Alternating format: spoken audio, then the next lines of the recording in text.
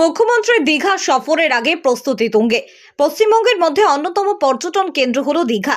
মমতা বন্দ্যোপাধ্যায়ের ইচ্ছায় পরের আদলে জগন্নাথ মন্দির তৈরি হচ্ছে দীঘায়। আগামীকাল পরিদর্শনে আসছেন বলে প্রশাসন সূত্রে খবর পাওয়া গেছে। আগামীকাল দুপুরের দিকে মুখ্যমন্ত্রী মমতা বন্দ্যোপাধ্যায় দীঘায় আসবেন এবং 11 তারিখ জগন্নাথ মন্দির পরিদর্শন করবেন। 12 তারিখ তিনি দীঘা থেকে রওনা দেবেন।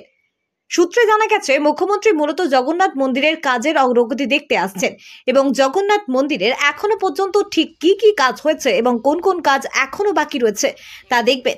দীঘাতে জগন্নাথ মন্দির উদ্বোধন হয়ে গেলে দীঘাতে পর্যটন শিল্পে একটা জোয়ার আসবে, তা আর বলার অপেক্ষা রাখে না আপামর বাঙালির কাছে। ইতিমধ্যে মুখ্যমন্ত্রীর সফর ঘিরে দীঘা জুড়ে সাজো রব। সারা দীঘা জুড়ে মুখ্যমন্ত্রীর পোস্টার, ব্যানার, ফেস্টুনে ভরে দেওয়া হয়েছে। মঙ্গলবার মুখ্যমন্ত্রী যে হেলিকপ্টারে আসবেন তা সেই হেলিকপ্টার আজ সোমবার প্রাথমিক টহল দিয়ে গেল এবং ওই হেলিকপ্টারে আসেন মুখ্যমন্ত্রীর নিরাপত্তায় থাকা ডিআইজি আভারু রবীন্দ্রনাথ মহাশয়।